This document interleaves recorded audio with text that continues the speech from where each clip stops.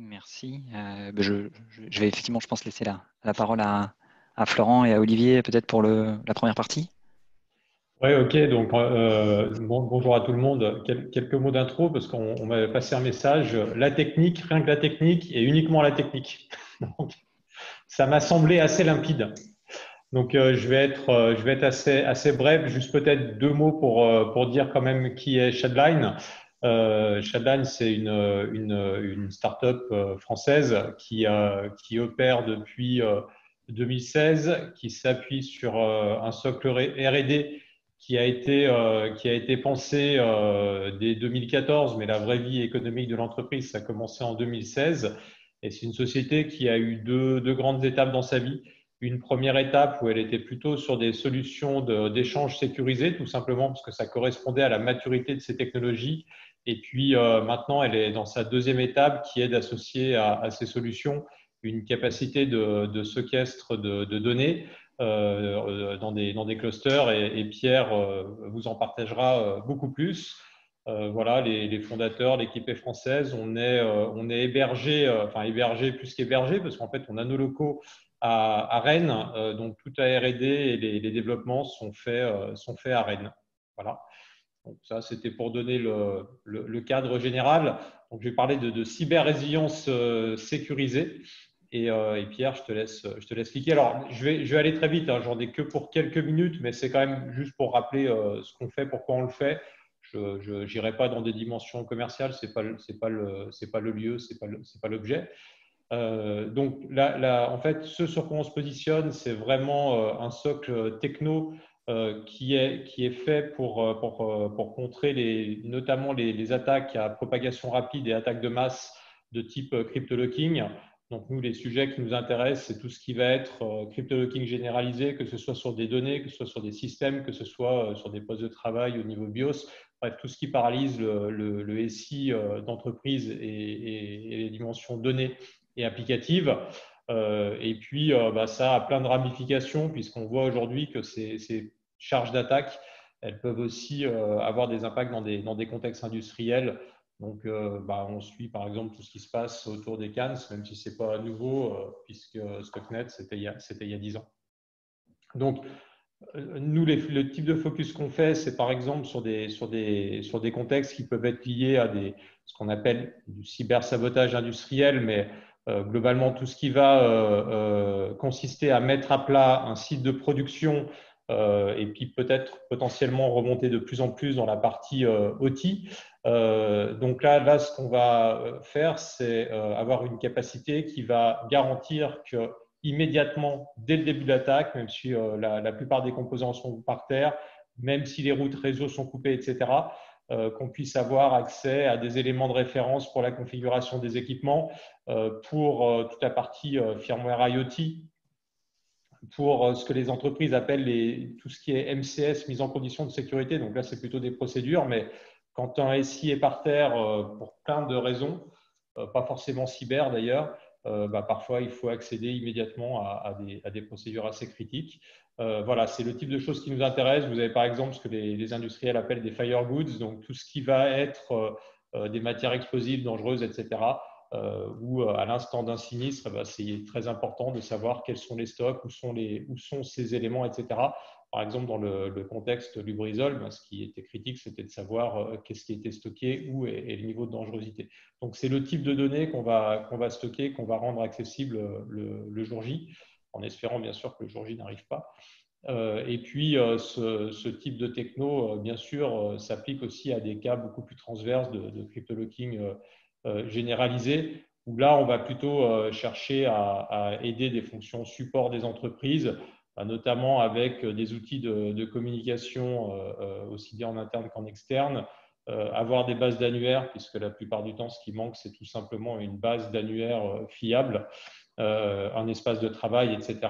Et surtout, et ça c'est Pierre qui vous en parlera, avec un système qui ne permette pas de propager la contamination. Donc, si je résume de façon très macro la technologie, parce que là, c'est plus une vue fonctionnelle globale, mais on nomme ce travail la crypto-fragmentation avancée. C'est quand même le résultat de pas mal de boulot parce que, alors il n'y a pas de off puisque c'est enregistré, mais aujourd'hui c'est quasiment 50 000 heures de R&D qui nous ont permis de combiner en fait à la fois un stockage fragmenté type objet avec des couches crypto de haut niveau, mais qui ont l'intérêt d'être maîtrisées par l'entreprise. Donc on n'est pas dans un système end-to-end avec une délégation des secrets et finalement de la responsabilité auprès des utilisateurs. On est dans un environnement crypto, si on devait le rapprocher d'un modèle d'ICP classique, dont potentiellement l'AC délégué peut même être l'entreprise et qui va faire, en fait, qui va associer un principe de crypto à chaque donnée et au propriétaire de chaque donnée. Propriétaire au sens technique, hein, je ne rentre pas dans le débat juridique, ce n'est pas forcément le lieu. Et ce modèle-là nous permet de garantir trois fonctionnalités hein, de façon générale, enfin trois propriétés plutôt. Une propriété d'intégrité, puisqu'effectivement, via le mécanisme de fragmentation et de non-réplication silencieuse, et bien sûr des éléments qui nous permettent d'avoir des marqueurs d'intégrité, on est certain que les objets, notamment dans l'environnement de stockage, ne sont pas modifiés, puisqu'il ne peut pas y avoir d'interaction dynamique en fait, entre un élément extérieur et le lieu de stockage. Et notamment la donnée, puisque la donnée n'est pas stockée comme un objet compréhensible. Deuxièmement, on a énormément travaillé sur la propriété de disponibilité, notamment immédiate, hein, puisque vous avez des lieux, par exemple, vous pouvez stocker des informations de backup, de sauvegarde, entre guillemets, plus ou moins profondes, c'est-à-dire plus ou moins à froid, très concrètement.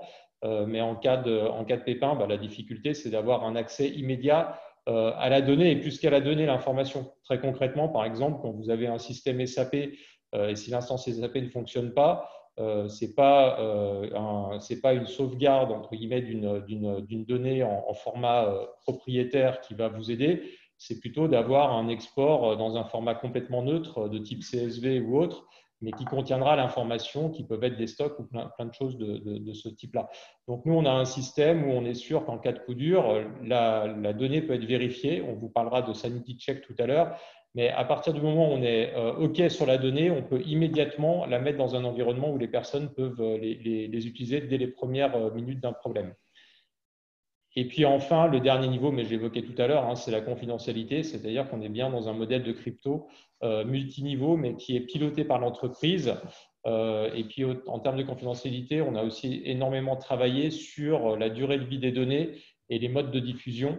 Parce que vous verrez qu'on a des modes de diffusion au sens strict. On va définir la durée de vie d'une donnée et on va faire en sorte qu'elle soit uniquement en read-only. Voilà, c'est les trois propriétés macro sur lesquelles on travaille. Et puis enfin, avant d'aller dans une réponse, enfin non, pardon, il me reste encore un slide, je crois, pas celui-ci, moins fonctionnel et plus technique. Tout ça, ça nous permet de construire quoi? Ce qu'on appelle en fait assez simplement, parce qu'au final, c'est ce que c'est, un système de secours complet. Alors, secours, ça veut dire quoi? Ça veut dire qu'on n'est pas un système, encore une fois, de backup ou de haute disponibilité. C'est vraiment pas notre métier. Notre métier, c'est d'être présent entre le moment où une entreprise est par terre et le moment où elle peut remonter en fait ces systèmes d'information. Et on a des clients, par exemple, qui parlent de nous comme étant le système des premières heures ou des premières 72 heures. Donc, c'est vraiment là où on se positionne. Et en fait, on travaille donc avec deux grandes dimensions. Une dimension qui est ce qu'on voit sur la gauche là, du triangle, une dimension qui est le cluster de stockage. Donc, c'est là où on va pouvoir séquestrer des informations de façon, entre guillemets, automatique ou manuelle. Hein. On n'est pas qui peut le plus, peut le moins. Alors, pas tout le temps, mais en tout cas, pour nous, oui. Là, on va pouvoir effectivement séquestrer des informations. Donc, on a des API qui vont permettre d'aller récupérer des informations sur des fréquences prédéfinies dans des formats qui généralement sont indépendants du fonctionnement des applications. Et puis, le deuxième lieu, c'est un lieu d'échange sécurisé, donc où on aura un niveau de sécurité très élevé et où on pourra consommer ces informations à partir du moment où elles auront eu un check en termes de sécurité. Et on vise des applications très centré justement sur le sujet du qu'est-ce qui arrive le jour de la crise. Donc, on est plus une solution, entre guillemets, post-crise que de prévention. Donc, notre finalité, c'est de limiter les impacts d'une crise.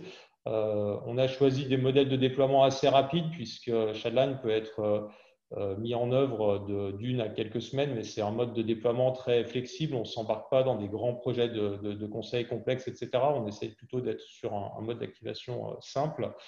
On a généralement dans les entreprises, dans des grands comptes, quelques centaines d'utilisateurs. On n'est pas là pour équiper tout le monde, c'est plutôt les personnes des fonctions clés. Et puis, en moyenne, on a une dizaine de sources de données ou plus par client. Ça va aller de sources de données très simples à gérer, type SharePoint, espace, entre guillemets, W partagé, qu'on va répliquer dans Shadline. Et là, le sanity check sera hyper important parce qu'effectivement, vous avez des données, si l'attaque est antérieure, qui peuvent avoir été corrompues dans leur état initial. Hein. Et puis, tout ce qui va être des ERP, etc., là, généralement, on va récupérer des données et on va les mettre dans un format pivot. Et c'est intéressant parce que s'il y a une charge d'attaque, effectivement, on est dans des données qui ne vont pas répliquer de macro et c'est plutôt pas mal. Donc, voilà la vue fonctionnelle. Et puis, enfin, le dernier slide sur qu'est-ce que c'est, comment ça se met en place. Très concrètement, si je le ramène à une entreprise, comment on fonctionne, généralement, les entreprises disent voilà les entités critiques qu'on a chez nous. Et là, dans ces entités critiques, on va simplement dire voilà les applications, les formats de données, les utilisateurs qui sont clés. On va mettre en place les routines de récupération de ces données. Donc, nous, on a des API RESTful qui vont pouvoir être utilisées par l'entreprise. Et puis, on a de plus en plus de documentation sur la façon de gérer la mise à disposition d'environnements type ERP et autres types d'environnements. Donc, ces données, on va les récupérer pour les séquestrer. Et puis, enfin, on va activer finalement les lieux de secours, donc les lieux d'échange sécurisés des différentes entités. Voilà, donc le maître mot pour nous, c'est on n'est pas du tout des. On a parlé tout à l'heure, on évoquait les levées de fonds assez fortes qui peuvent être faites aux US. On évolue dans un contexte français, donc on a une bonne innovation techno. On n'a pas forcément aujourd'hui un surinvestissement commercial et marketing. Donc, ça veut dire qu'on a fait une solution vraiment très centrée sur la promesse technologique, qu'on a quelque chose d'assez pragmatique à mettre en place. On est plutôt dans des cycles courts, mais ce qui est intéressant, c'est qu'on commence à avoir maintenant des clients dans des contextes internationaux qui déploient en fait la technologie en France et puis sur des sites critiques dans plein de pays, aux US. Là, en ce moment, on est en train de travailler sur des sites en Malaisie, par exemple. Enfin, voilà, c'est assez intéressant. Mais je vais laisser Pierre me couper pour pas que j'aille dans l'exotisme et puis nous emmener plutôt dans l'infra. À la fin de la réunion, si vous voulez, on partira. Il y a des endroits aussi très sympas hein, dans lesquels on est présent. Ouais, merci.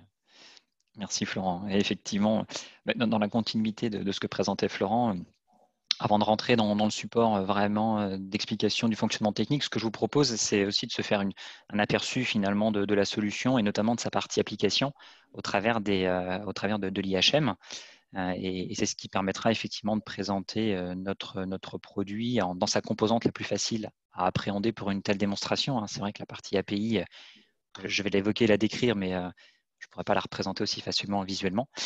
Voilà, donc ce que je vous propose effectivement, c'est par le biais de ce compte de démonstration, de vous présenter déjà dans un premier temps notre application et je reviendrai par la suite sur le détail du fonctionnement et comment s'articule toute cette partie technique et ce socle que l'on a construit.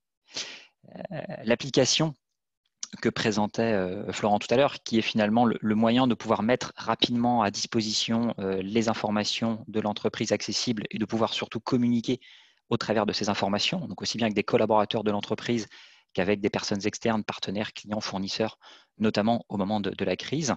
Eh bien, elle se regroupe dans une application web et mobile qui intègre 3 fonctionnalités majeures, regroupées donc fédérées en un même outil.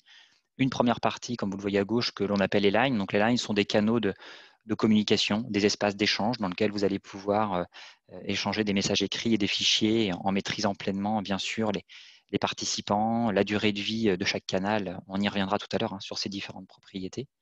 Une fonction de stockage et une fonctionnalité clé de transfert. Voilà, ce sont les 3 éléments essentiels de l'application dans lesquels je reviendrai tout à l'heure plus en détail. Mais avant d'entrer dans ces fonctions, finalement, je vais commencer aussi par la vue administrateur qui donne finalement aussi une bonne vision d'ensemble du service et de corrélation entre l'application et notamment le cluster de stockage qu'évoquait Florent.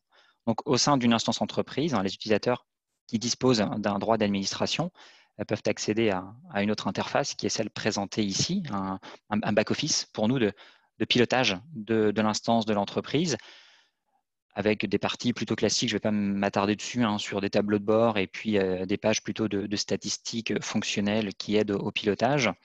Mais surtout, donc, 2 parties essentielles de cette interface. Une première qui permet à chaque administrateur de gérer les utilisateurs de son entreprise. Donc, on est, je dirais, sur quelque chose ici d'assez classique fonctionnellement, bien sûr. On peut voir quels sont les utilisateurs qui ont un compte créé, quel est leur statut. On peut réactiver un compte si l'utilisateur s'est trompé plusieurs fois de mot de passe et qu'il a bloqué son compte. On peut bien sûr en créer de nouveaux, les modifier, les supprimer. Donc on peut ici bien sûr suivre toute la liste de ces collaborateurs. C'est également à ce niveau-là qu'on peut créer de nouveaux comptes utilisateurs, soit manuellement un par un, soit directement de façon automatisée par des imports de fichiers CSV. Donc là, effectivement, ce sont des actions multiples qui pour nous sont importantes puisque dans ce qu'a évoqué Florent en première partie, dans cette volonté effectivement de résilience, il est très important pour nous d'être aussi indépendant du système d'information nominal. Et donc, notamment par système d'information nominal, je pense entre autres à tout l'écosystème souvent autour des technologies Microsoft, notamment l'Active Directory, voire même la messagerie Exchange, qui, on le sait tous, sont très souvent les premières cibles qui sont recherchées par les attaquants. Donc toujours dans cette logique de disponibilité et de résilience, il est pour nous fondamental de s'affranchir aussi de ces solutions. Donc c'est la raison pour laquelle il n'y a pas de synchronisation automatique entre l'annuaire Shadline et notamment l'Active Directory. Voilà. Mais pour autant, pour faciliter la mise à jour de la liste des utilisateurs et qu'elle reflète le plus rapidement possible ce qui est présent dans l'entreprise, eh bien, on intègre des outils d'automatisation qui permettent aux administrateurs de faire très rapidement des exports d'une base, on va dire, de référence telle que l'AD, et donc de pouvoir ainsi l'importer et que Shadline reflète la liste des collaborateurs fidèlement. Voilà. Donc ici, on pilote quels sont les utilisateurs qui peuvent accéder à l'application. Et puis donc le deuxième élément essentiel de cette interface d'administration, c'est la partie qui est dédiée à la gestion de ce que nous on appelle donc les conteneurs accessibles par API. Ce sont les clusters de stockage dédiés que présentait Florent tout à l'heure. Donc chaque entreprise peut avoir autant de conteneurs à disposition qu'elle le souhaite. On redécrira par la suite finalement quelles sont les techniques qui sont impliquées derrière et notamment tous les mécanismes de chiffrement et d'authentification qui sont intégrés et qui font que chaque conteneur est pleinement isolé par rapport aux autres. Donc il y a une étanchéité très forte entre tous les conteneurs qui sont ici à disposition.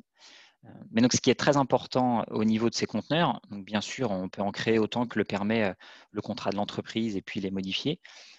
Mais c'est ce lien entre les conteneurs, donc le stockage sécurisé et les utilisateurs de l'application. Et donc, on peut, sur chacun des conteneurs, donner des accès à des utilisateurs de l'entreprise. Donc là, je vois quels sont déjà les utilisateurs, en l'occurrence, il y en a un qui y a accès. Et je peux ajouter d'autres utilisateurs au sein de mon entreprise pour leur permettre de se connecter au travers de l'application aux données du conteneur. Et sur chacun de ces conteneurs, je peux également définir quelles sont les autorisations que j'accorde, donc uniquement des droits, je dirais, en lecture seule sur les fichiers qui ont été importés via API, la capacité à les télécharger ou à les copier au travers de l'interface Shadline et éventuellement le droit de suppression si je le souhaite. Voilà. Donc, chaque entreprise est pleinement autonome sur les privilèges qu'elle accorde aux utilisateurs sur ces conteneurs, donc à la fois pour définir qui peut y accéder et quelles sont ensuite les autorisations, donc je dirais finalement les modalités d'accès. Donc ça, c'est la vue administrateur. Et donc, de fait, si je rebascule cette fois-ci sur la vision utilisateur, on va voir automatiquement ce lien entre les deux. Je vais rentrer plus dans le détail des fonctionnalités, mais je vais, dans un premier temps, commencer finalement par la deuxième dans l'ordre du menu, la partie stockage. Chaque utilisateur va retrouver un stockage individuel qui lui est propre, dans lequel il va pouvoir classer, organiser ses documents selon une arborescence assez standard avec des dossiers, des sous-dossiers. Donc, il est tout à fait maître du pilotage et de l'organisation de ces fichiers.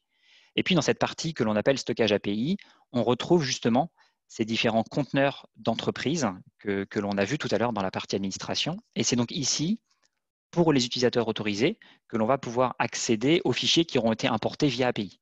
Voilà. Et donc, ces imports faits notamment par des applications métiers, comme le présentait Florent tout à l'heure, eh bien, ces utilisateurs auxquels les autorisations ont été données, que nous appelons des data managers, vous reverrez tout à l'heure le terme dans les cinématiques techniques que je présenterai, sont les personnes qui peuvent accéder aux données qui sont dans les conteneurs, soit pour les exploiter directement elles-mêmes, soit pour effectuer notamment ce que nous on appelle des contrôles, donc des sanity checks. Ça veut dire qu'au moment de la crise, ces personnes peuvent notamment contrôler l'intégrité ou la validité métier des informations, mais également un sanity check sous une forme de sécurité. Donc il est tout à fait possible de récupérer les documents, de déclencher un contrôle antivirus par exemple, pour s'assurer en cas de crise, eh bien, que ces données, quand elles seront réimportées auprès des utilisateurs, elles n'intégreront pas elles-mêmes de charge virale.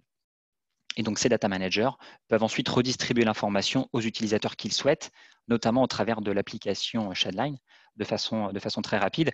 Et c'est ce qui fait l'essence même, finalement, pour nous, de cette rapidité de résilience que l'on évoquait. C'est à la fois la capacité à disposer d'une information intègre et toujours disponible qui est présente dans le cœur de stockage sécurisé, mais également de pouvoir la mettre rapidement à disposition au travers de l'application que l'on présente ici, et notamment au travers de sa dimension de communication que sont les lines. Donc, ce qui veut dire que lorsque je suis sur un conteneur d'entreprise, je peux prendre par exemple un conteneur qui contient des listes de contacts. J'ai un fichier ici de contact de liste client qui peut faire partie effectivement des informations clés au moment d'une crise parce que je souhaite rapidement les informer ou communiquer avec eux d'éventuelles nouvelles dispositions temporaires qui peuvent s'appliquer. Eh bien, ce fichier, effectivement, je peux directement aller, par exemple, le copier donc, dans une line, à nouveau, qui est un canal de communication. Par exemple, je vais le mettre donc, dans un espace que l'on a créé pour la présentation de cet après-midi. Et donc là, en tant que data manager, si vous voulez, je fais office de pivot, je le mets à disposition de collaborateurs dans un espace de discussion que j'ai créé avec eux. Et donc cette fois-ci, si je quitte la fonction de stockage pour aller dans l'espace de communication, j'y reviendrai tout à l'heure de façon plus globale, j'entre dans ce canal, dans cette line que j'ai créée, présentation au CIR, et on retrouve ici un fonctionnement assez usuel de communication. Chacun des collaborateurs peut déposer des messages et des fichiers, dialoguer effectivement librement, et le fichier que j'avais tout à l'heure dans le stockage de l'entreprise, je l'ai automatiquement remis à disposition et de façon instantanée à mes collaborateurs. Donc, on retrouve effectivement ce lien très fort entre stockage sécurisé et outils de communication, de transfert et de mise à disposition de l'information qui fait toute la particularité de Shadline. Dans cet espace de communication que sont les lines, on va retrouver donc les fonctions habituelles, bien sûr, de gestion des participants. Je peux pleinement maîtriser quels sont les utilisateurs qui sont présents, bien sûr des utilisateurs internes à l'entreprise, mais je peux aussi inviter très librement des personnes externes à partir de leur adresse mail, donc sans difficulté. Tous les fichiers qui sont insérés effectivement dans la line peuvent être effectivement visualisés. Si j'en ai donné le droit, ce qui est le cas effectivement dans la copie que j'ai faite par défaut, eh bien, les utilisateurs peuvent les récupérer, peuvent les transférer ou peuvent les recopier dans d'autres lines s'ils le souhaitent. J'ai une vision ici globale et centralisée de l'ensemble des documents. Donc ça, c'est une partie qui aujourd'hui est en cours d'évolution pour intégrer aussi toute une arborescence par dossier et sous-dossier pour faciliter le classement de l'information.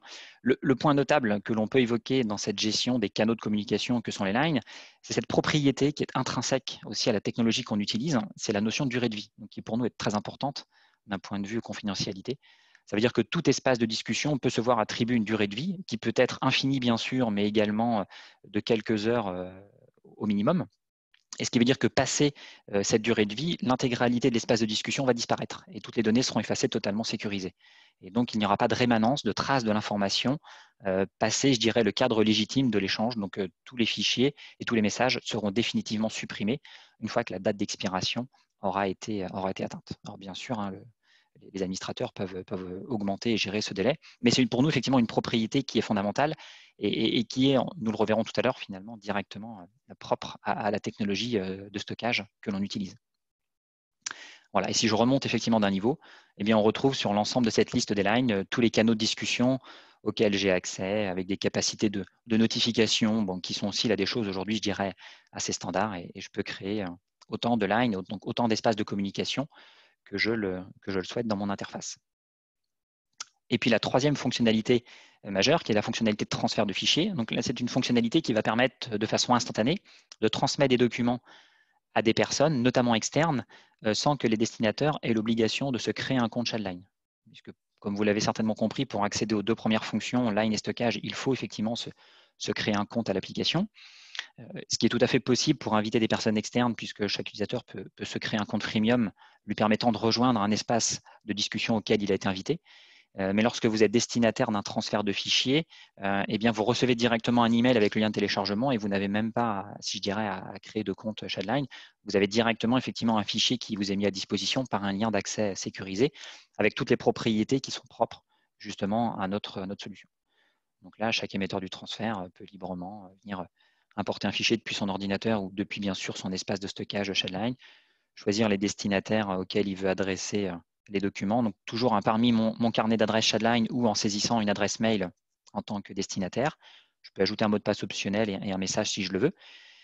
Et bien sûr, on peut piloter d'un point de vue sécurité le nombre de téléchargements maximum qu'on autorise par destinataire et la durée de validité du lien. Donc on en revient toujours à cette notion finalement intrinsèque à la techno. On pilote également la durée de validité de ce téléchargement et donc passé ce délai, le lien sera définitivement supprimé. Voilà. Et puis je peux ici suivre en temps réel les transferts que j'ai réalisés. Donc à tout moment, sur un transfert en cours, je peux désactiver le lien de téléchargement pour une seule des personnes. Je peux désactiver un téléchargement complet si je le souhaite. Et puis, j'ai bien sûr un historique complet avec un pilotage possible de tous les transferts que j'ai pu réaliser. Et je peux savoir toujours en revenant dans cet historique quels utilisateurs ont téléchargé les documents que je leur ai mis à disposition. Donc voilà effectivement sur l'ensemble de l'interface avec ensuite une fonction effectivement de contact qui regroupe l'ensemble des collaborateurs qui sont dans mon carnet d'adresses. Ce sont aussi bien ceux de l'entreprise que les contacts personnels que j'ai pu ajouter et puis les paramétrages de mon compte, mais qui sont finalement, je dirais, somme toute assez classiques. Donc voilà pour l'interface, ce qui va nous permettre effectivement de revenir sur la présentation et de rentrer plus loin dans le détail technique, mais ce qui aura permis, je pense, effectivement d'avoir une première vision effectivement de cet environnement. Alors cette plateforme effectivement de résilience, elle est pour nous globale. Et donc, c'est ce qui me permet de faire le lien avec ce que je présentais tout à l'heure. Hein. Si j'ai une vision effectivement complète du service Shadline, on retrouve à gauche ce que l'on appelle la Workplace, qui est l'application web et mobile avec les fonctionnalités que vous avez vues, et qui permet aux utilisateurs d'accéder directement depuis le web et depuis un smartphone. Et puis la partie à droite que l'on appelle cluster de stockage, qui sont donc effectivement ces zones, ces grids finalement, qui sont eux pleinement dédiés par entreprise. Donc chaque entreprise dispose de son propre cluster totalement indépendant des autres. Et chaque entreprise, par le biais des API mises à disposition, peut interagir avec son propre grid de stockage. Et puis vous avez tout en bas je dirais la brique de pilotage de back-office que l'on a vu, qui permet de piloter l'ensemble de la solution. Voilà. Et si j'avance d'un niveau en zoomant pour une entreprise donnée, donc notamment vous allez voir dans la zone de droite, eh bien, au sein d'un grid dédié à l'entreprise, on va retrouver les différents conteneurs auxquels l'entreprise peut avoir accès. Donc les conteneurs, il faut les voir quelque part comme des coffres-forts totalement indépendants, isolés et sécurisés entre eux. Chaque conteneur a son propre élément d'accès d'authentification, ses propres clés de chiffrement. Donc en fonction de l'authentification fournie par l'API, eh bien l'entreprise accède à tel ou tel conteneur. Donc, ce qui permet de garantir une totale isolation des données entre applications. Donc, si une application métier injecte par API des données dans le conteneur numéro 1, ces mêmes données ne seront pas visibles d'une application métier autre et vice-versa. Voilà. Et puis, comme on le voyait dans l'interface, les data managers au niveau de l'application, eux, peuvent avoir accès en fonction des droits qui leur sont donnés au conteneur.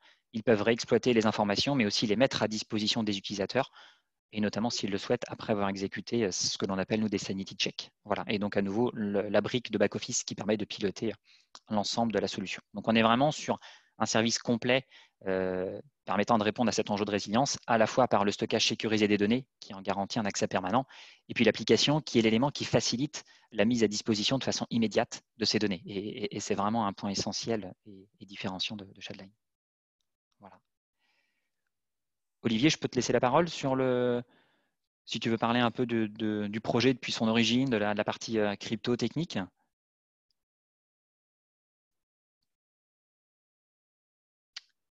Je ne sais pas si Olivier…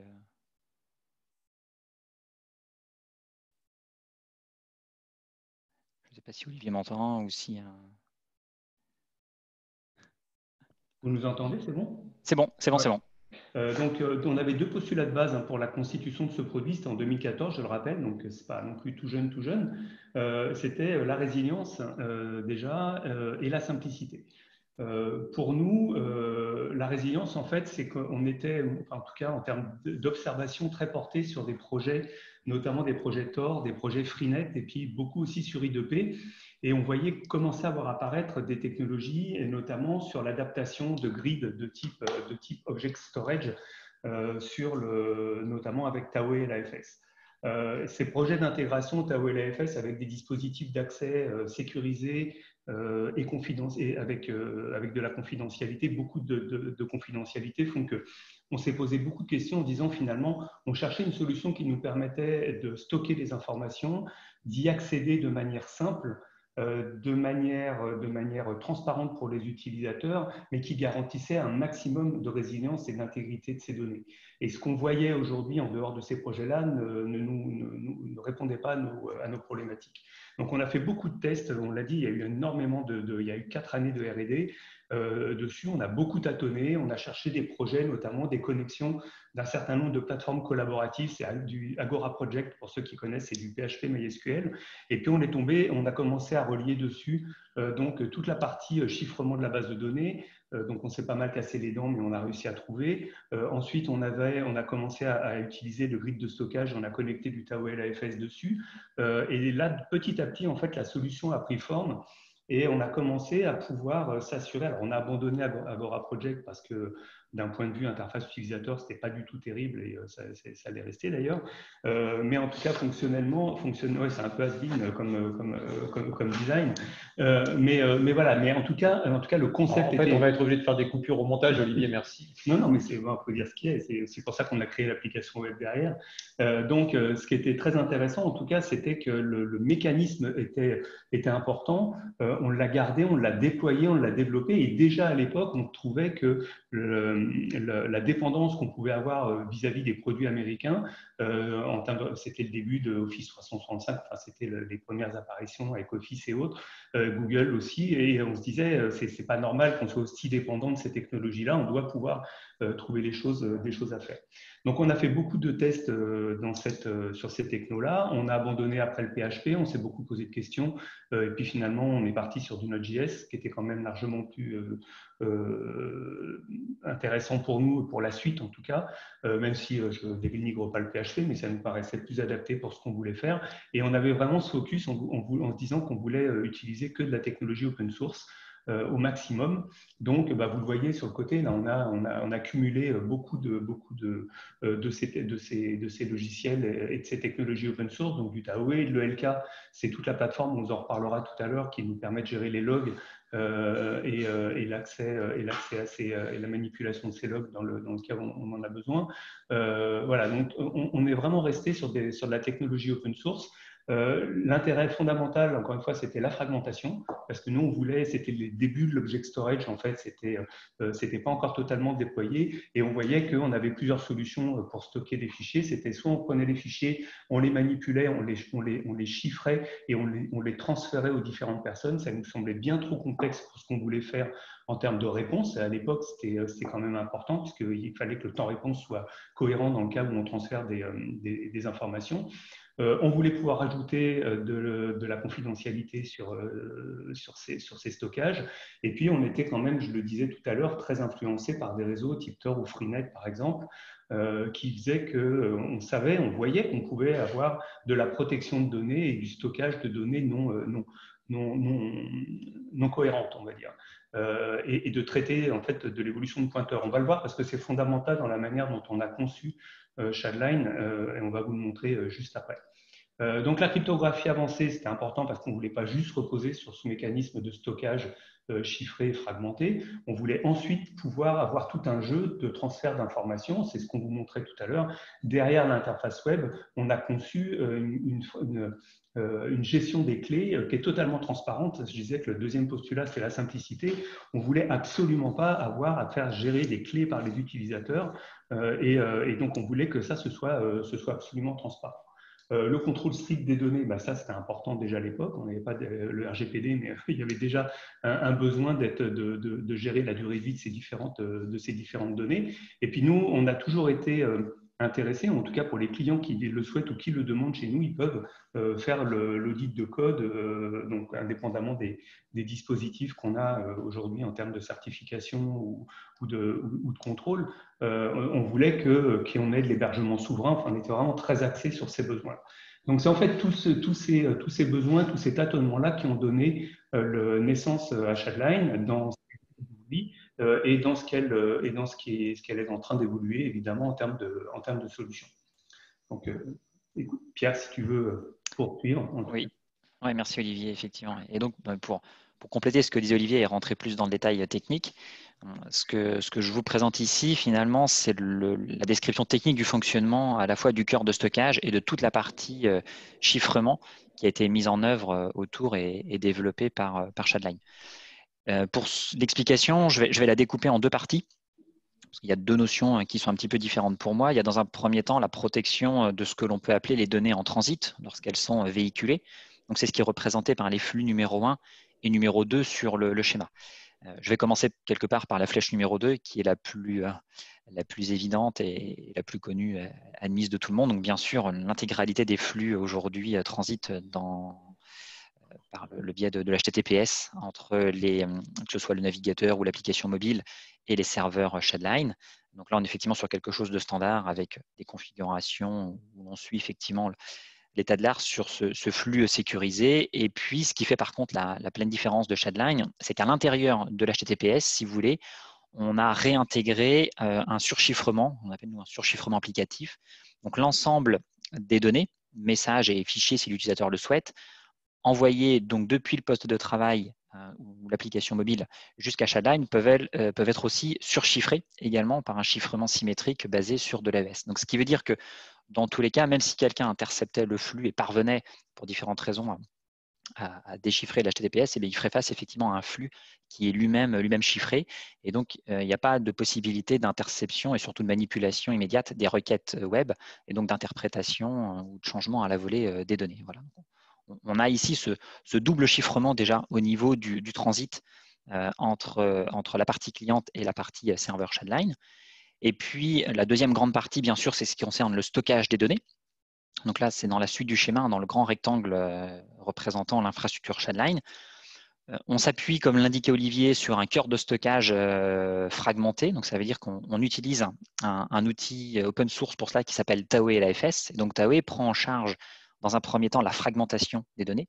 Donc, la fragmentation, comme vous le voyez, c'est le fichier qui, dans le flux numéro 3, va être découpé en différents blocs, ce qu'on appelle des segments de couleurs différentes.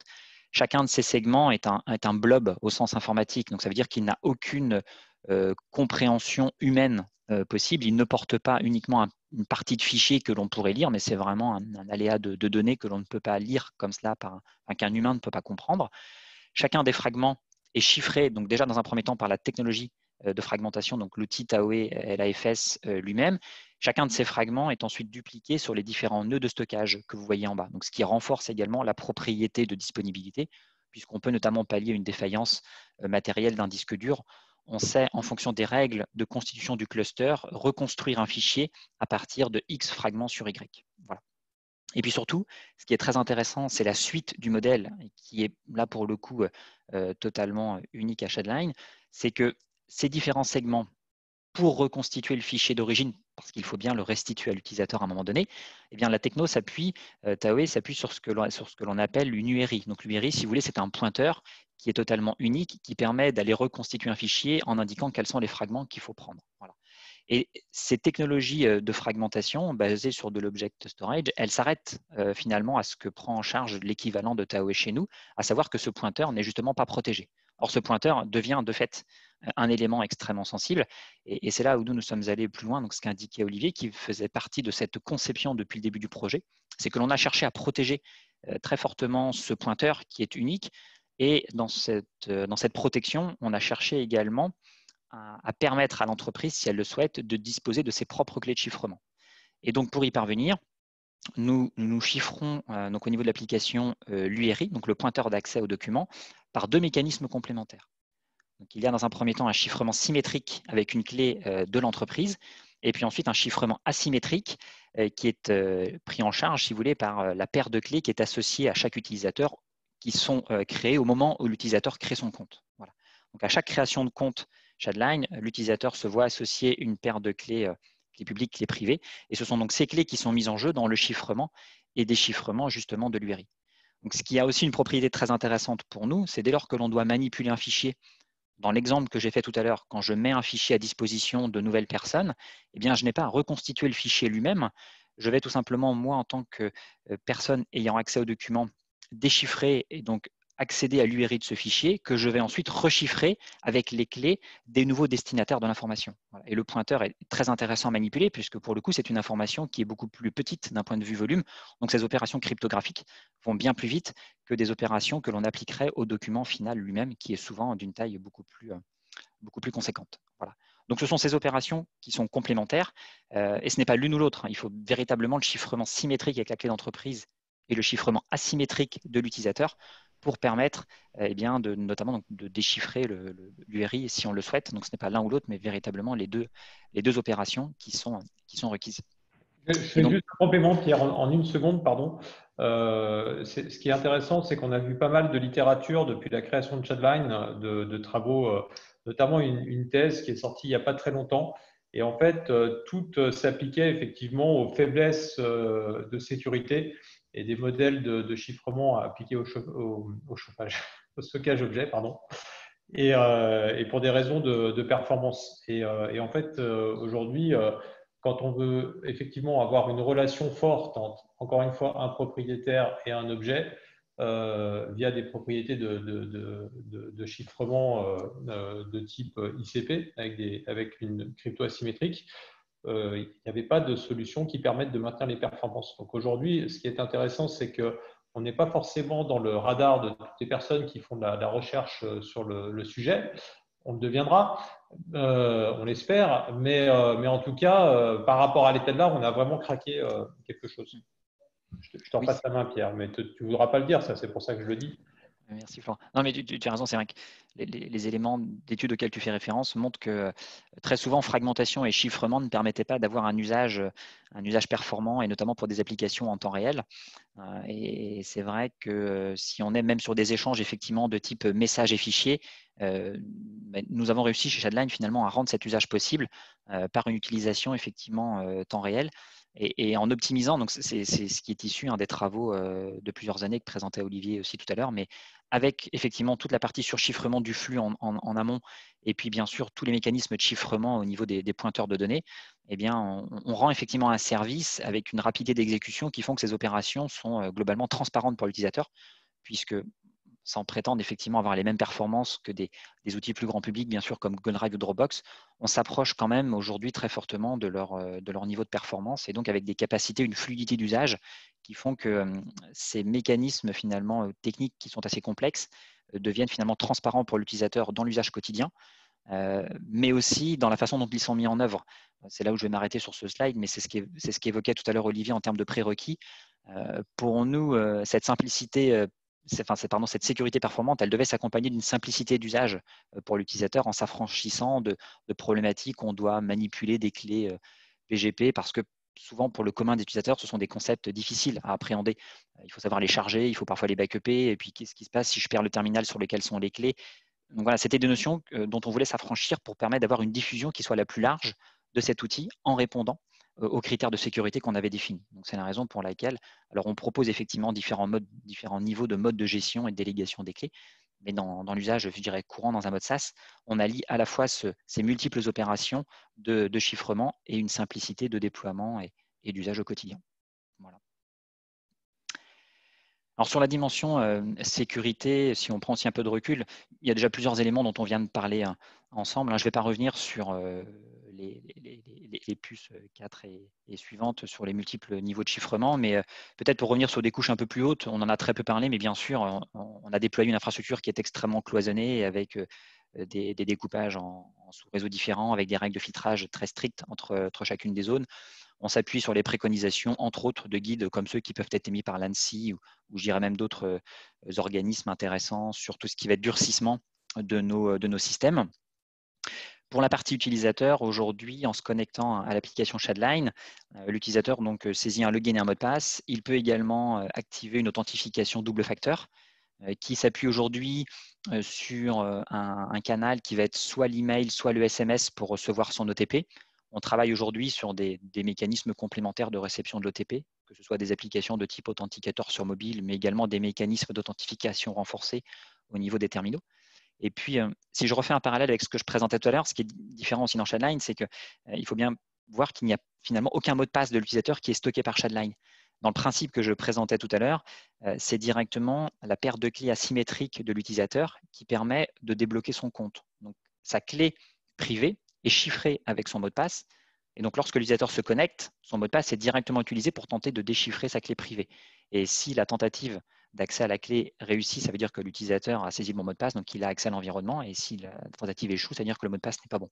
Mais donc, il n'y a aucune base de mot de passe qui existe sur Shadline et qui soit quelque part présente. Et pour toute la partie administration, on a suivi effectivement, bien sûr, les préconisations de l'état de l'art dans le domaine, donc l'ensemble de flux effectivement qui sont chiffrés, uniquement accessibles en VPN, avec des authentifications multifacteurs et nominatives, et puis bien sûr toutes les opérations transitent par un bastion d'administration qui est pleinement dédié uniquement aux équipes techniques de Shadline. Je m'attarderai sur l'avant-dernier point, parce que je vois qu'effectivement l'heure tourne. On en a parlé un tout petit peu tout à l'heure, Olivier l'a évoqué. On a mis en œuvre également une plateforme totalement décorrélée de séquestre des logs, donc chez un hébergeur différent, donc en dehors totalement de l'infrastructure de l'application et du service. Et cette plateforme est basée sur la suite ELK. Elle nous permet de centraliser et d'indexer les logs qui sont reçus en temps réel de la plateforme. Et l'ensemble de ces informations sont justement corrélées et traitées pour être présentées dans un dashboard aux équipes techniques et qui nous permettent effectivement de mettre en place certaines règles de corrélation et d'analyse pour intégrer finalement ce que l'on va retrouver classiquement dans un SIEM si l'on veut analyser des comportements qui pourraient témoigner d'éventuelles tentatives d'action malveillante par exemple. Voilà, donc on a fait le choix en plus de s'appuyer sur une plateforme qui soit vraiment délocalisée et à part pour être sur un autre hébergement et vraiment garantir une parfaite protection des logs à ce niveau. On avait, Pierre, une petite question sur comment vous assurez-vous que les logs ne sont pas coupés à l'émission et donc qu'ils n'arrivent pas dans le séquestre. On a mis en place des logs temps réel, c'est-à-dire que les logs ne restent pas sur la machine, ils sont envoyés immédiatement à partir des serveurs. Il n'y a pas de stockage, puis après de recopie des logs dans l'infrastructure. Donc, c'est vraiment les logs sortent en temps réel sur la plateforme externalisée. Voilà, donc après, sur le fait de pouvoir prouver que ça l'est, c'est juste c'est l'audit qui permettrait de le dire, mais aujourd'hui, il n'y a pas de stockage temporaire des logs avant export dans le dispositif ELK derrière. C'est vraiment du temps réel. Tout à fait. Et la dernière page sur la dimension technique, c'est pour revenir un petit peu sur l'API parce que finalement, on en a assez peu parlé. C'est vrai qu'elle est moins facile à matérialiser pour une présentation. Mais si vous vous souvenez, donc dans le schéma global, on avait effectivement ce cluster de stockage qui peut être alimenté, comme on l'a dit, automatiquement. Donc ça veut dire qu'on a développé et on expose des API alors qu'ils sont standardisés. On est sur un format RESTful. Tout est documenté et transmis à nos clients pour qu'ils implémentent ensuite les appels à nos API par des connecteurs. Alors bien sûr, l'ensemble des flux transite à nouveau dans de l'HTTPS, mais ce que l'on a mis en place de spécifique et qui nous différencie aussi d'autres mécanismes, ce sont les authentifications multiniveaux pour accès à l'API. Donc c'est un point de vigilance sur lequel on a, nous, accordé beaucoup d'importance. Donc aujourd'hui, les clients qui se connectent à l'API Shadline franchissent, je dirais, plusieurs niveaux d'authentification. Dans un premier temps, une authentification déjà mutuelle par certificat entre les machines côté client et l'infra Shadline. Il y a une clé d'accès, je dirais, donc à l'instance de l'entreprise. C'est ce qui est représenté par la clé rouge sur le schéma. Donc, ça permet au client, si vous voulez, d'entrer finalement dans son cluster qui lui est dédié. Et ensuite, une fois arrivé dans le cluster, eh bien, il faut choisir le bon conteneur, le bon coffre avec lequel on souhaite parler. Et donc là, chaque conteneur a sa propre clé d'authentification et son propre mot de passe également d'accès. Et donc, c'est ce qui garantit la pleine isolation entre les conteneurs, comme on en parlait tout à l'heure. Donc, aussi bien au niveau des applications métiers des clients qui alimentent les conteneurs, il y a une totale isolation. Donc, on garantit que si une usine, par exemple, dans un site industriel, alimente un conteneur, eh bien, une autre usine, peut-être située dans un autre pays, n'aura pas nécessairement accès, bien sûr, à ce conteneur si on ne lui a pas communiqué les identifiants. Mais c'est la même chose ensuite du côté des utilisateurs sur l'application. C'est ce qu'on a vu dans la démonstration tout à l'heure. On gère vraiment les accès et les autorisations conteneur par conteneur.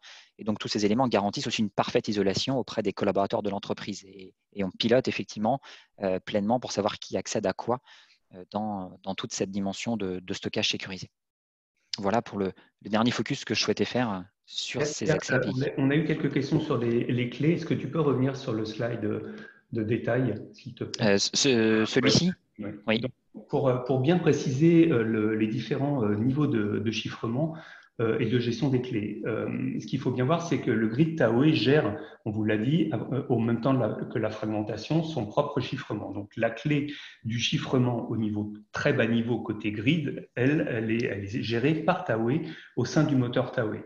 Elle n'est pas externalisée, elle est vraiment gérée par c'est une clé d'infrastructure. C'est le chiffrement par défaut, en fait. Il faut vraiment le voir comme ça. C'est le chiffrement par défaut. Ce qui est important pour nous, c'est qu'au moment où il restitue l'URI, elle fait l'objet du double chiffrement. Premièrement, par la clé d'un chiffrement symétrique AES 256 pour l'entreprise. Et le code est fait aujourd'hui pour faire en sorte que l'on puisse déléguer la gestion de cette clé. Les entreprises ne nous l'ont pas encore demandé. En revanche, aujourd'hui, tout est fait pour pouvoir exporter cette clé et voir les opérations de chiffrement d'ailleurs symétriques de cette URI pour l'entreprise. Donc l'URI n'est jamais en clair. En fait, ce travail ne se promène jamais en clair. Elle est immédiatement chiffrée pour chacune des entreprises. En fait, c'est une option HSM qui peut être on-premise chez l'entreprise ou chez nous. Après, il y a une question de SLA et d'engagement, mais voilà. C'est ça. Et en tout cas, nous, le code, il est fait pour pouvoir accepter en fait cette délégation de clés. Ensuite, il y a la deuxième série de chiffrements qui sont celles lorsqu'on va échanger ce pointeur. Alors, ce pointeur, ça peut être sur un fichier, mais les lines que vous avez vues tout à l'heure aussi sont aussi des objets dans Tahoe. Donc, en fait, quand j'accède à une line, quand je veux donner l'accès à une personne à une line, je lui transfère l'URI de la line pour qu'il puisse avoir cet accès.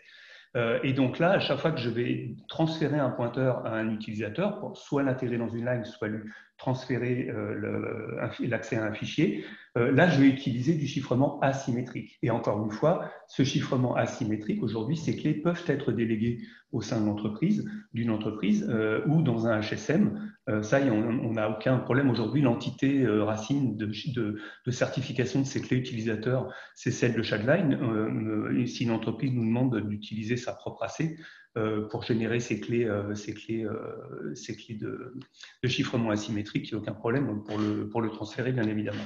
Encore une fois, c'est un problème de SLA et d'implémentation, justement, des outils qui vont gérer ce séquestre de clés. Et enfin, Pierre, tu peux compléter par le non-stockage des mots de passe, parce que c'est aussi le corollaire de la question. Oui, je l'ai très rapidement évoqué dans un autre schéma, mais je faisais référence à ça. C'est vrai que c'est-à-dire qu'il n'y a pas de stockage de mots de passe de l'utilisateur au sein de Shadline. Ni de HP d'ailleurs. Hein. Oui, effectivement. Et c'est en fait, si vous voulez, à l'authentification de l'utilisateur, le mot de passe qui est saisi par la personne va être utilisé pour tenter justement d'accéder et de permettre à l'utilisateur de déchiffrer sa clé, donc en l'occurrence sa clé privée. Et donc, ce mot de passe est directement utilisé dans cette opération. Donc, si le mot de passe saisi est correct, l'opération réussit et donc l'utilisateur retrouve son environnement avec ses données. Et si la tentative au travers du mot de passe saisi échoue, ça veut dire que le mot de passe n'est pas bon et donc la clé n'est pas déchiffrée et on ne peut absolument pas accéder à l'environnement. C'est-à-dire que nous, sans saisie du mot de passe de l'utilisateur, on ne sait pas lui servir, bien sûr, son environnement applicatif. Voilà, donc c'est la particularité de Shadline, c'est qu'il n'existe pas de base de mot de passe à proprement parler. Celui-ci n'est finalement que l'élément qui circule pour tenter et permettre à l'utilisateur d'accéder à sa clé. Voilà. Mais merci Olivier, tu as raison, parce que je vois pas en fait les questions en temps réel. Ah oui, d'accord. Je suis en plein écran. Oui. Je ne vais pas forcément revenir sur le résumé parce que finalement la partie amont, elle a déjà pris quelques minutes, mais voilà, de façon très simple, effectivement, vous avez vu, je pense, la finalité de la solution, la façon dont on a orienté nos choix technologiques. Je pense plutôt prendre, si vous avez quelques questions pour la fin, on peut tout à fait répondre à quelques questions complémentaires, mais je ne veux pas non plus… Jean-Philippe empiéter sur l'animation de la réunion. Donc,